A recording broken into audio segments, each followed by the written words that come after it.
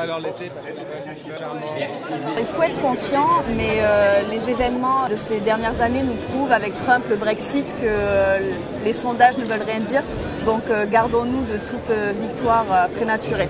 Mais il faut être positif dans tous les cas. Voilà. Et c'est ce qu'on a voulu vraiment faire tout le long de la campagne, vraiment être positif, aller à la rencontre des gens. On l'a beaucoup fait tous ensemble, le 17, le 18 notamment. Et je pense que c'était une très bonne chose et on y croit. Manifestement, vous avez quand même la banane. Parce qu'on est heureux d'être ensemble. Ce mouvement a aussi permis de faire de nouvelles connaissances, etc. On est heureux d'être là pour ce moment, on l'espère, historique.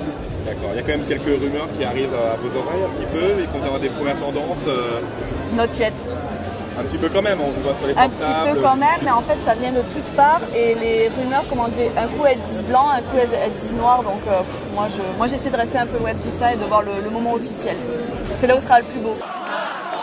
Des valeurs dans lesquelles je me retrouve. La liberté, la bienveillance et cet amour de l'Europe et cette volonté d'une Europe plus forte, plus solide et voilà, moi c'est des valeurs dans lesquelles je me retrouve. C'est exactement pareil.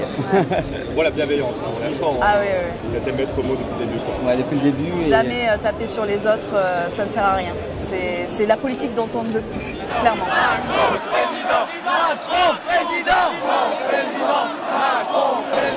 Ça fait 1 an qu'on est là, 250 000 adhérents, 3 mois de campagne, une méthode, un programme pour en arriver rien, ici, pour en arriver un 23 avril avec 24% devant Marine Le Pen.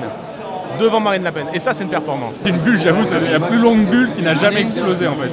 C'est comme, on attend, c'est comme si c'est un cours boursier, on attend son explosion, et puis à un moment donné, on se rend compte que c'est de l'or en fait. Ouais, c'est pas des subprimes. Ouais. On va gagner.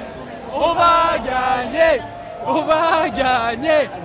Et effectivement, ça, tu jubiles parce que tu te dis qu'au final, tu as fait un choix qui s'avère sûrement être bon.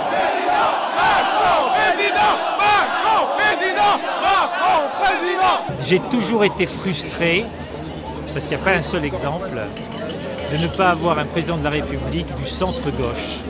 Rocard a échoué, Delors a échoué, Barre a échoué, et pour moi, Macron représente, à la fin de ma carrière, si je puis dire, ce que je n'ai jamais pu avoir pendant plus de 40 ans, où la gauche s'est disputée avec la droite, chacun se disputant le dogmatisme et les pensées les plus rétrogrades. Voilà ce que je pense. Donc pour moi, c'est un vrai espoir.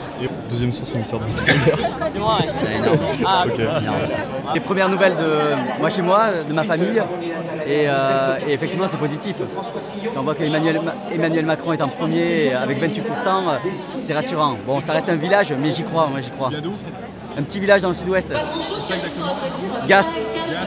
La Gas, c'est pas représentatif, mais pas loin, pas loin. C'est à 100 habitants, mais c'est un bon échantillon. Macron premier, bon, Marine Le Pen deuxième, mais je pense que ça va être ça. Quelques secondes avant de découvrir notre toute première estimation. Voici les résultats de ce premier tour.